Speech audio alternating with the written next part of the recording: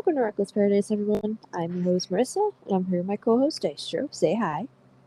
Hello, everyone. Happy Sunday, everybody. I hope everybody had a really good weekend. I've had a pretty decent weekend, besides the fact that, unfortunately, my fucking wisdom tooth pain was still here, but it's actually gone now. And I worked all weekend, so. Yeah, well, at least we kind of had a good weekend, gaming-wise. Yeah. It's true. We had a big fucking group last night. Oh, yeah. Oh, boy. It was fun. I had a good time. But yeah, I hope everybody had a really good weekend. This is the final episode for January. Oh my. Yeah. Today is the 29th, and we are on our final episode of the month, and we start February this week. Oh my god. We got a good episode coming up on February. In February, on the first Thursday of February, so. Oh yes, we got some good episodes in general coming up for February. We've got a pretty jam-packed February.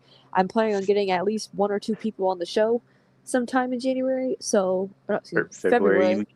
I'm like getting all mixed up here. But anyways, all right. So thank you guys for joining tonight. I hope you enjoyed tonight's episode. So we are running back debate hour. The debate hour. Yes, you heard it here, folks. And this one is mainly for the AEW fans out there. Now, I have been watching AEW since 2020. What about you, Daisha? When did you start watching? I started watching roughly around the same time frame. Okay, that's pretty solid. Pretty solid. So obviously you remember the Inner Circle, correct? Yes. And you may have heard of the Jericho Appreciation Society. I have heard of said group, yes. So we are putting those two groups head to head tonight, and we're going to decide who we prefer over the other. Do we prefer the classic Inner Circle or the modern day JAS known as the Jericho Appreciation Society? So, I basically what you guys I don't know if you guys actually remember how we do debate hour. We take two topics. We've done an episode where we did three topics with Mick Foley. We did his three faces of Foley. But usually we take two topics and we jot down notes about each topic and we compare them and basically figure out which one we prefer over the other. Sometimes we agree and sometimes we disagree. So this is going to be interesting. Yeah, I kind of already know my answer going Me into too. this, so But I figured we should still explain to the fans that don't exactly know who these people are. So let's get into it. So we're going to start with the Inner Circle. Now, I was dedicated to the Inner Circle when they were a group. I was very, very dedicated to them. I actually have an Inner Circle shirt, which I haven't worn since they disbanded. broke up. Mhm. Yeah. So they started in October of 2019. Oh my god, that was forever ago. It was like literally the first episode of AEW. Yeah, wait, wasn't it the one that actually? Yeah, it's like the first episode on TV, right? Because the first like match was Cody and Sammy, Wow, holy shit.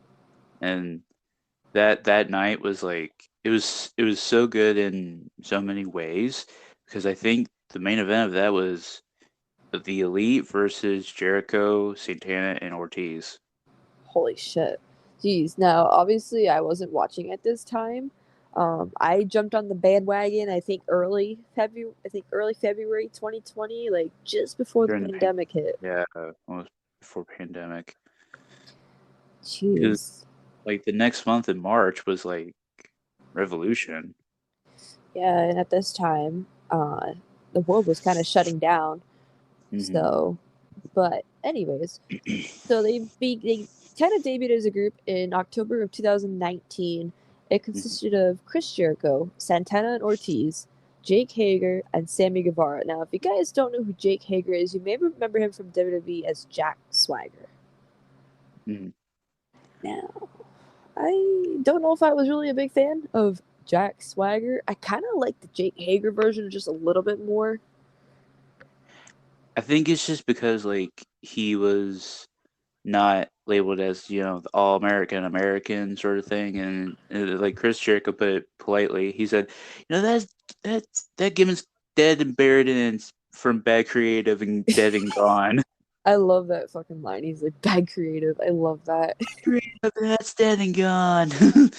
Yeah. So I can see why like people like myself would prefer the Jake Hager version better because I feel like he's built more, like not just like in size, but like as a character or a persona.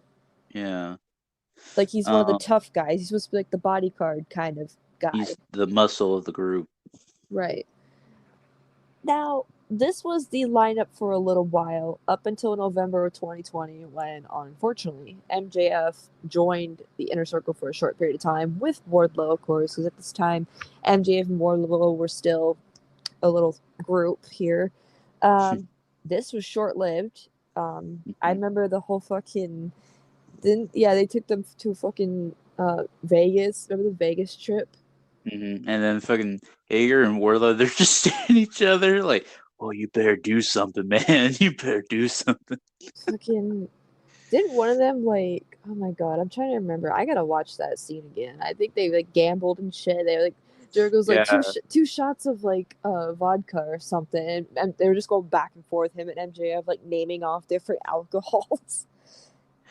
it was basically ripping off a movie called The Hangover, and it's like, I think it was like the next morning. It's like it was either MJF. I think it was MJF. Like he woke up with like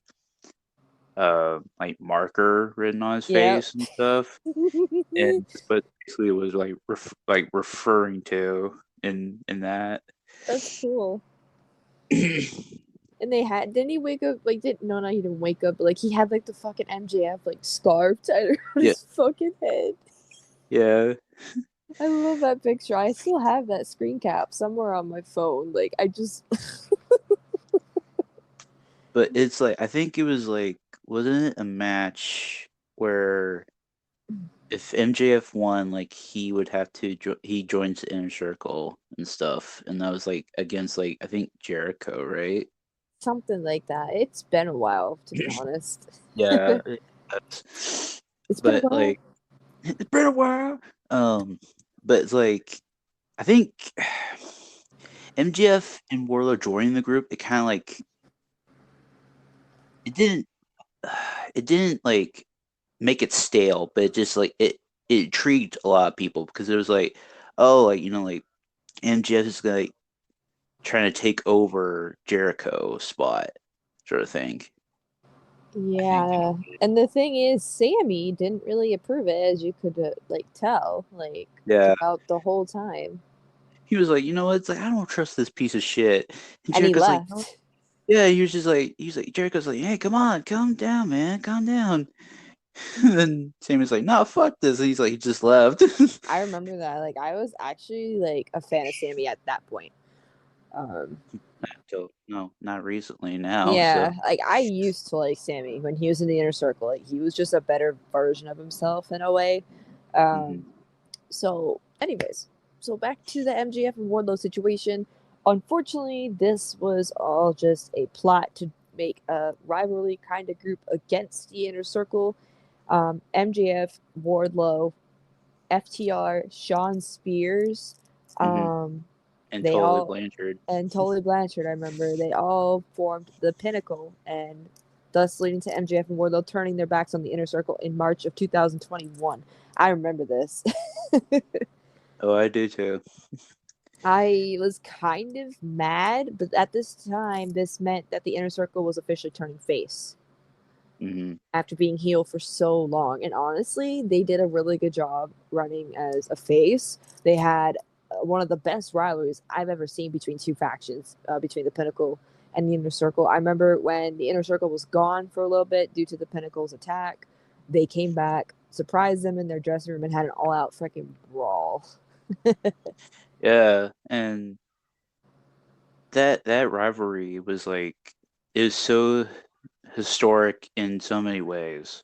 Oh yeah, like for sure. It's definitely engraved in AEW history as one of the best rivalries of all time.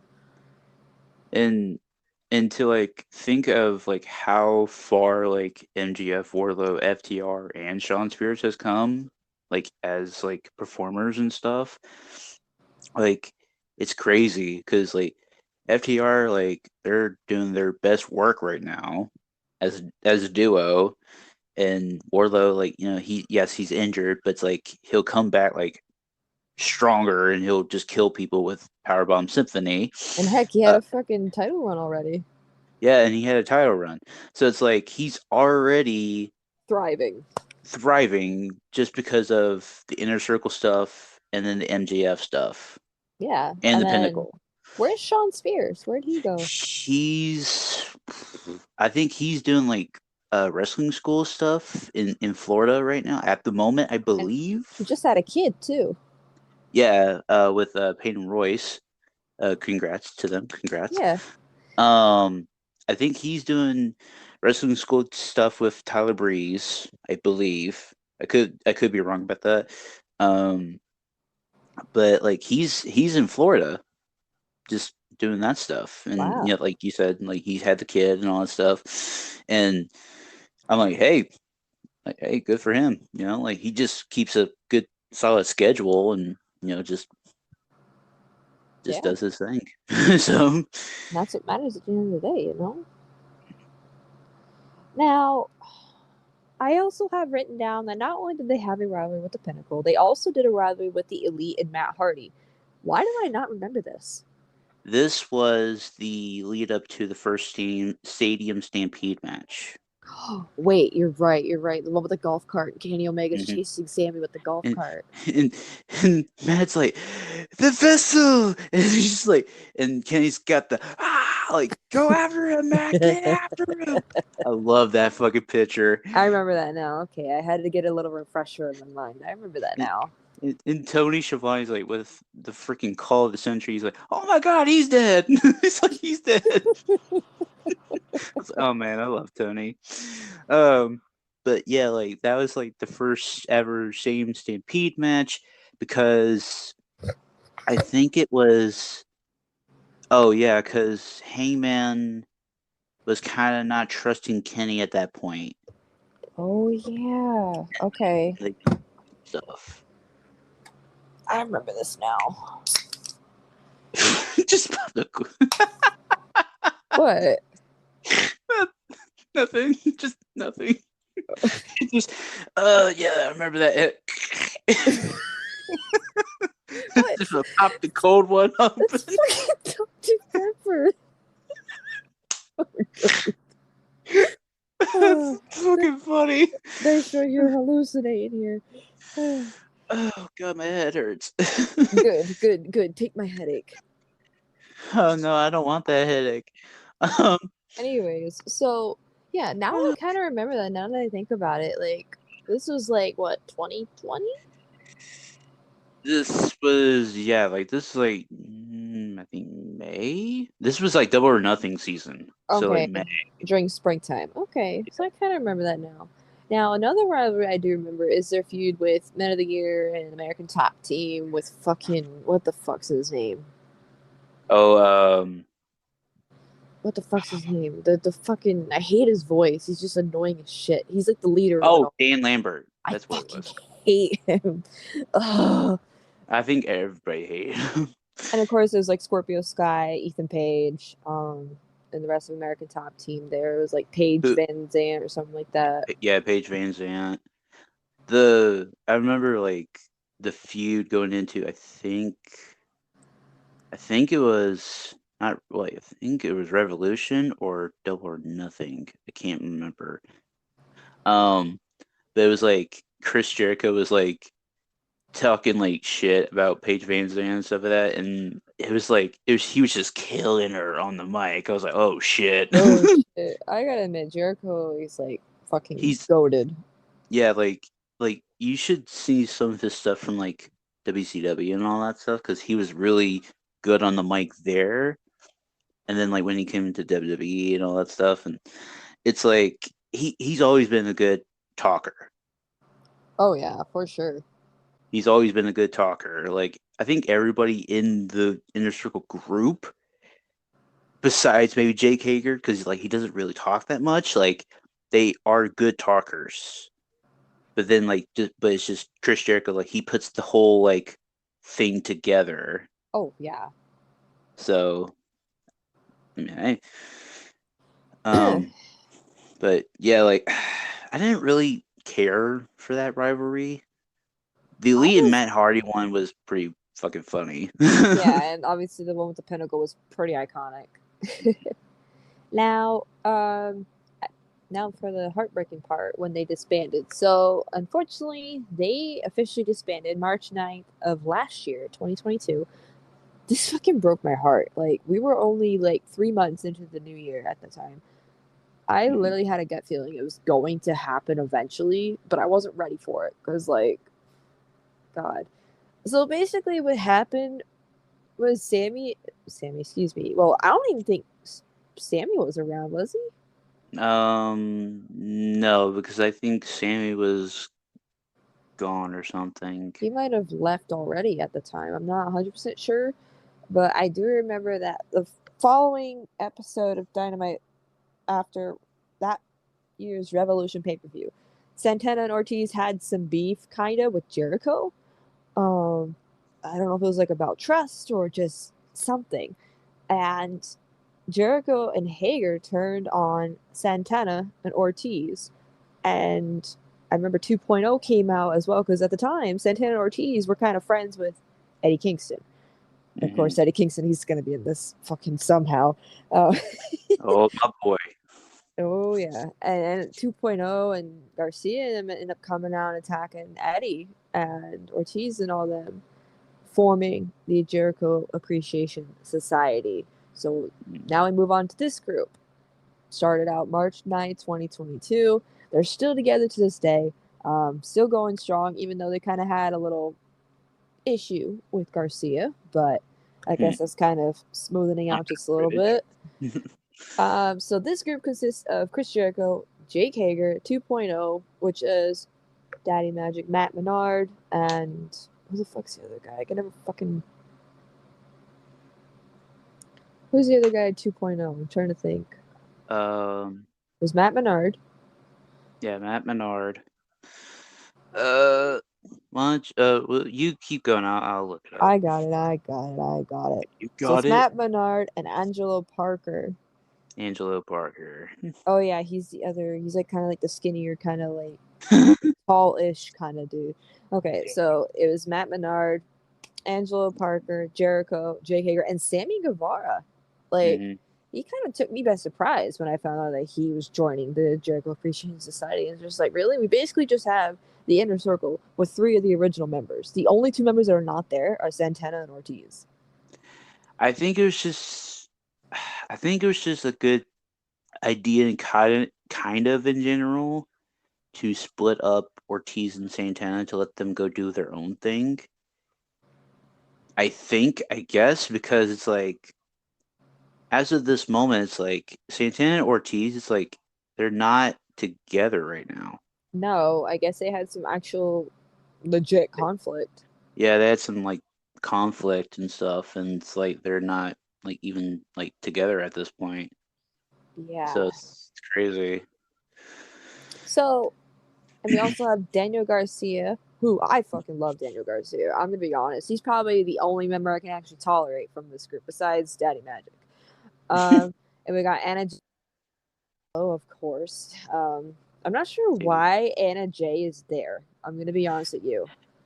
It- I think it was just because like Tay Mello is in the group, and they're like, yeah, no, let's add Anna J into it. And it's like Anna JAS. I'm like, okay, well, that's just so fucking stupid. Yeah, she kind of, in my opinion, she fit better with Dark Order. That's just my opinion, but um, so they use references. They refer themselves as sports entertainers instead of pro wrestlers. Which I don't know. It's so corny. Like, I mean, yeah. it's really corny in my opinion. Like, that's just me. Like, and even the name of the group's a little corny. Like, could have done a little bit better. Bad creative. Bad creative. This guy is better than gone. But bad creative. It's like, I think like it could have been like named a little bit better, but it's just like it's Jericho's group. He can do whatever the fuck he wants with it, Yeah, and like he's got Hager, he's got Sammy, he's got Garcia, which two of the youngest like people in his stable, mind you, yep, who do have bright futures ahead of them. You have Matt Menard, Angelo Parker, who was in NXT for like the longest time. really. Like they were there for like I think like 2016 at that point, maybe. Jeez. It was like either 2017 or 2018 because they were on the indie circuit uh tagging and stuff. Right, And they were also called 2.0, but it was just 2.0, but not with the spelled out point. right. um like that's like a good solid tag team. Like it's not as good as Santana Ortiz, but hey, whatever. And you have like you have Tay Mello and then you have Anna Jay, who's like two two bright young stars in the female division, in the women's division. So it's like that's a pretty good solid group right there. It is. It's a solid group. Again, like it could have been better though, like with the names and just I the mean, gimmicks. yeah. Fucking Jake Hager, I like this hat. It's like yeah, like he sells that as merch now. I'm like, oh my god, are you I need kidding? that hat. Like someone hit me up and get me that hat. I will wear it proudly. Now, unfortunately, since this group's kind of more um like recent, I don't have much written down for rivalries. Literally all they've been doing is fighting with the Blackpool Combat Club Yeah, I mean, and Eddie Kingston. yeah. It's like that's just I was about to say yeah, that's basically like all they're doing right now. Well, now they kind of did a thing with Ricky Starks too. They were picking on Ricky Starks. Well, I mean, I would just focus that basically on Jericho and Starks, not Man, those. okay, can we talk about that real quick? Like the fucking mic work on Ricky Starks when he was He talking to he's Jericho. he's literally the AEW version of Rock. Literally, I fucking love that guy. Cause like he has the mannerisms. Like if he just does the people's eyebrow, he could just. I wonder what he would just call it though. Like it'd just be like on the fly. That'd be Like fucking funny. he's got it all. He's got the mic work, he's got the in-ring work, he's got the fucking style, like the fucking charisma. Like he's just I love him. Like he is a bona fide main eventer world champion at some point. Ricky Starks. Ricky Starks, and Fucking plus that's like all he I can hear is Taz. and plus like he had his start in Taz's group Yeah. FTW, like because like they had Starks, they had Hobbs, and then they had Cage. Who can stop the path of Cage? Like that's And three Hook. guys right there, and Hook, like that's four guys right there who are like young. I mean, well, besides Brian, but like three guys that are young and hungry, and like Hook's like FCW champion right now. Yeah, and he's undefeated.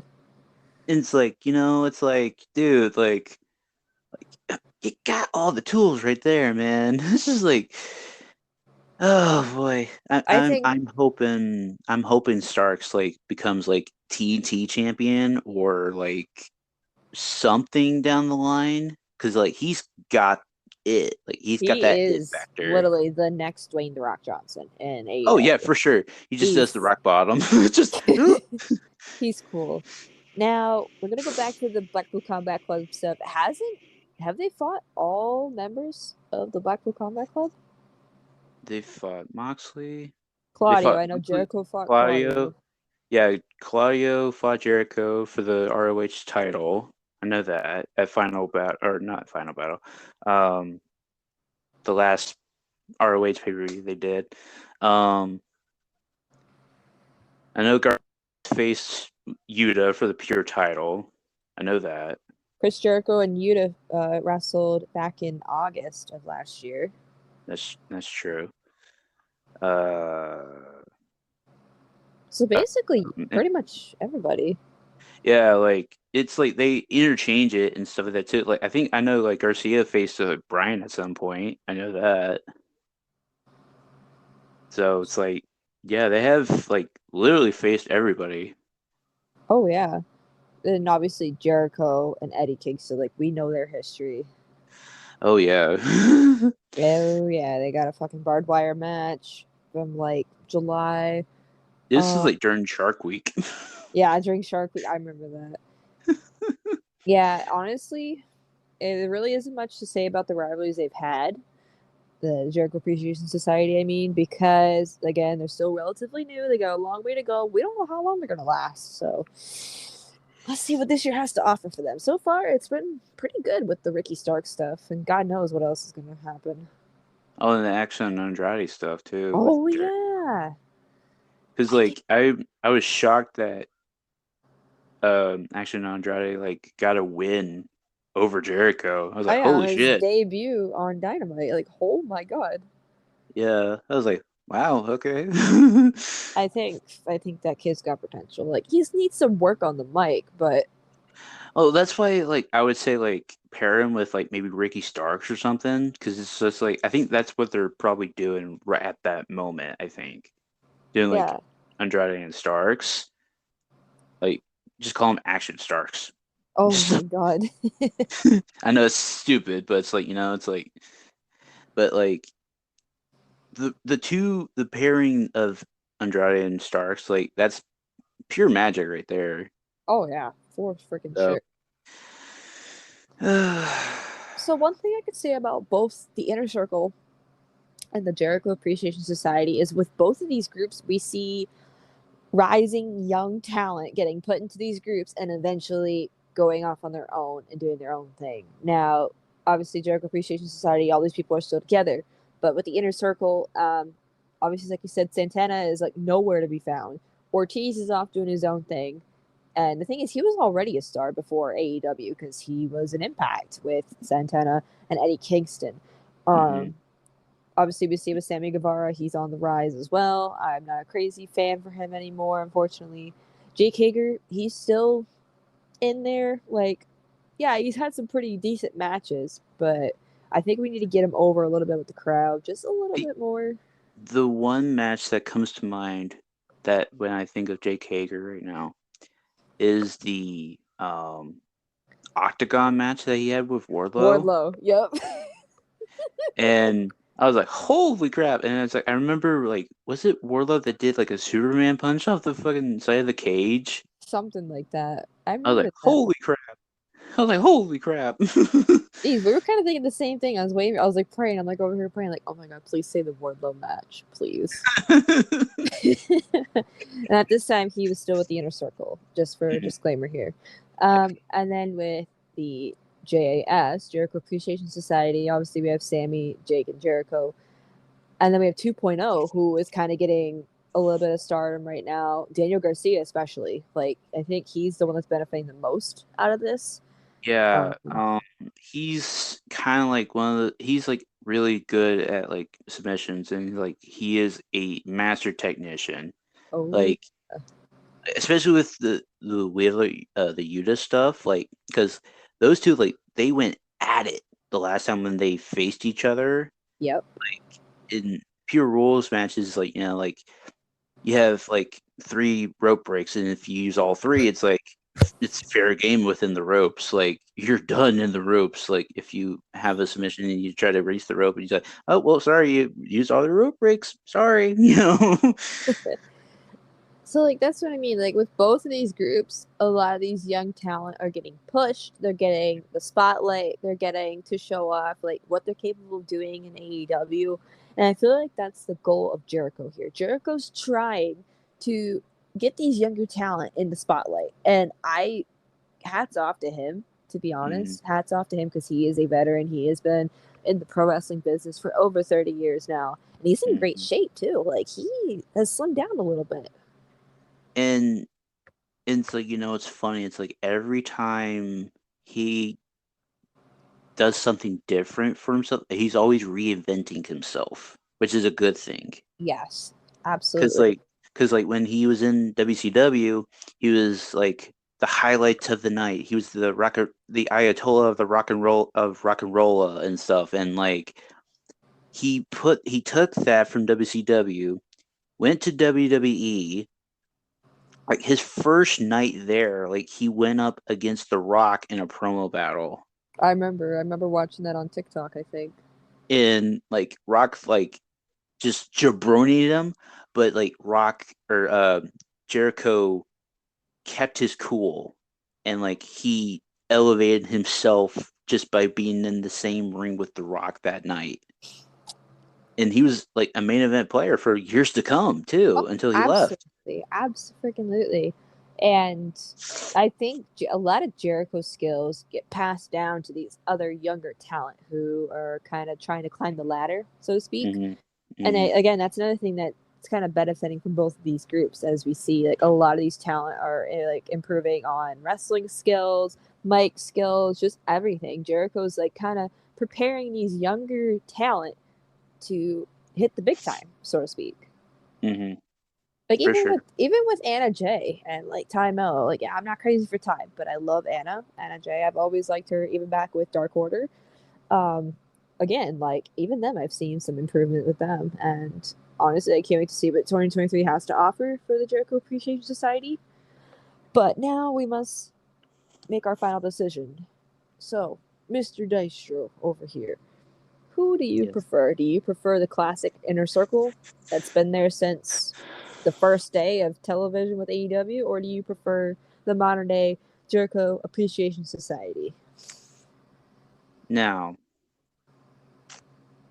I mean, it is very tough because like I love one more than the other, but I gotta just go with the inner circle. I mean, come on. Like, I saw them debut and I watched this live on TV myself. And I watched them debut before my own very eyes. And it's like I remember that moment because it's like I said, like I watched it live and all that stuff. And it's like I was like, holy crap, like Jericho's got this new group. I knew who Sammy was, I knew who Jake was, I knew Santana and Ortiz and all that stuff, and it's like I knew all those guys, and I was like, that's pretty fucking cool. Like I'm like hell yeah. So I'm gonna go with Inner Circle. I'm going to agree with you actually on this one, which surprisingly we agree. I love the Inner Circle. Like I said, I didn't start watching till February of the following year in 2020, but I knew in my mind who the Inner Circle was just based off of social media, and plus I've always liked Jericho since I was a kid. Um, awesome freaking lineup, and honestly, they have had some very legendary matches, legendary rivalry, especially with the Pinnacle, as I mentioned. They really held a special spot in my heart. And usually, when I like a wrestler or a group so much, I will buy a shirt. And I have an Inner Circle shirt here. I haven't worn it in a year now, as this March, unfortunately, because they're not together anymore. But I'm glad that I have the shirt. I'm gonna keep it, obviously. I'm not gonna toss it. Like that is like fucking like sentimental. I don't know. Like I feel like the Inner Circle kind of brought me back into wrestling because like I stopped watching wrestling in like 2017. Um, so like the Inner Circle and Orange Cassidy, like basically all these stars I came across kind of brought me back into wrestling, and Moxley too. When he came into the picture, like it all just really made me want to watch wrestling again. And it's just the Inner Circle is very sentimental to me. I was really closely attached to that group. And when I kind of had a gut feeling they were going to split, I started getting really sad. I'm like, oh my God, like one of my favorite groups right now of the modern day is going to split. And I don't know if you remember how I felt, Dystro, but Yeah, I remember because like you were like, no, no, no, no, and like I kind of had that inkling too because I was like at some point like they've got like do their own thing and stuff. Like I was like, I thought like Jericho was like gonna go do his own thing and just bring Jake along with him, and then like when Santana and Ortiz like split from the group, Sammy left, and like Santana and Ortiz like did their own thing with uh Eddie, and it's like it's like that's like three fucking dudes like right there, like that's me motherfuckers right there. Um, but like it's just crazy because I remember like watching all the pay-per-views leading up to that moment too. It was just really heartbreaking for a lot of Inner Circle fans like myself. I was so dedicated to that group. Like I was so closely attached to that group because, like I said, it was like one of my favorite factions of this modern day. Hmm. And man, fucking awesome matches. They also had some humor too, like the steak dinner that MJF and Jericho had, the steak de Benar or whatever, the fucking dancing and singing. And oh my god, it's just so many memories with the Inner Circle, and I really have hope in my heart that there will be a reunion one day, but not anytime soon because obviously the Jericho Appreciation Society has taken over. It little moment that I remember the the Orange Cassidy and Jericho feud too during the Yes, pandemic and all that stuff. yes, when That fuck was like that was prime like Orange Cassidy and Jericho right there. that really shot Orange Cassidy like to the roof. Like he got over Hmm. so fast. Like I remember the set. He's with Orange the was orange like shoes. in the audience. Yeah, obviously there was no crowd because it was a pandemic. Hmm. Orange fucking had orange juice dumped all over the Inner Circle, and fucking Santana's just like he's like, swimming, and Jericho's like, "Get up, Get you up, you idiot!" idiot! I absolutely loved that rivalry, and the Inner Circle did a really good job in their role in it. Um, my God, I God, why did it have to end? I love the Inner Circle so much. Uh, so yeah, there you have it, guys. The Inner Circle takes the win for this debate hour. However, what do you guys think? Who do you guys prefer? Do you guys prefer the Inner Circle or do you guys prefer the Jericho Appreciation Society? Let us know on social media or in the comments. Let us know. I'd like to have a little discussion about this. Um, it felt really good to do a debate hour episode. I don't think we've done one since the Bon Scott and Brian Johnson one, Hmm. which was a while ago. Speaking of them, our next episode, we are officially starting our ACDC album ranking. Now, this is going to be broken down into three parts, so we're going to do it over the course of February. Um, I think the first three Thursdays of February, we have that scheduled. We'll be doing part one this Thursday coming up, where we will list off our numbers 17 through 11. There are 17 ACDC albums that we took a listen to in full from start to finish, and we ranked all 17 albums on a scale from 17 to 1. We're going to take numbers 17 to 11 and talk about those on episode 1. So, yeah. And then episode 2, which will be that following Thursday, we will do 10 to 6. And then that next Thursday after that, we will do part 3, which will be the top 5, 5 to 1. So, I guess you're going to hear some of the worst albums in part 1. So, I hope you guys are ready for that. I'm definitely ready for it. I'm sure Dystro is too. We took 2 months to listen to all these albums together. And let me tell you, I think it's probably my favorite little pilgrimage we've ever done. So far, we've done Billy Talent, we've done ACDC, and we're currently in the progress of doing Blink 182. So Hmm. that'll be coming up later this year. But yeah, it's going to be good. It's going to be interesting because I want to hear what Dystro has for his list compared to mine. Yeah, and speaking of that, it's like I had like way before we started doing the pilgrimage and stuff, like, and we finished it.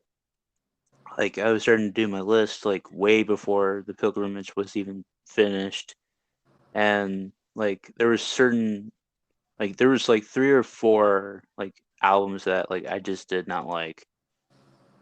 And I think you Yeah. probably had the exact same four. Oh yeah. I am. I'm honestly. I'm kind of certain we have the same top, like bottom four. Oh yeah, But the of course rest of we the do. list, like after number 14, I'm kind of curious to hear what you got.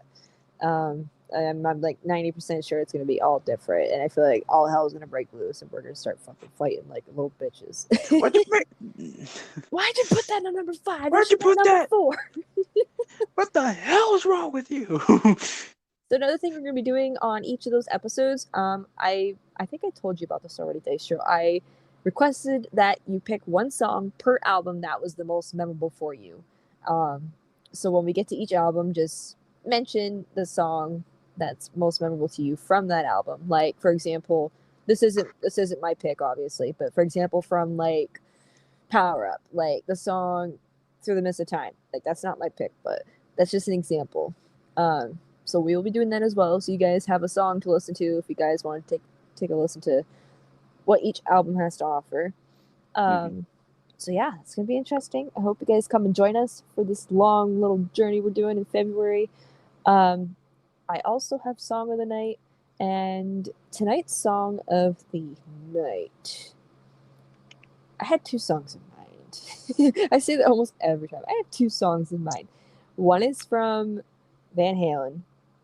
The other one is from Fall Out Boy. I think I'm gonna go with Van Halen for this one. I'm gonna go with "And the Cradle Will Rock" by Van Halen, just because I just recently heard this song today and it's a banger. And we're also doing Van Halen stuff coming up soon after the Blink-182 stuff, I think.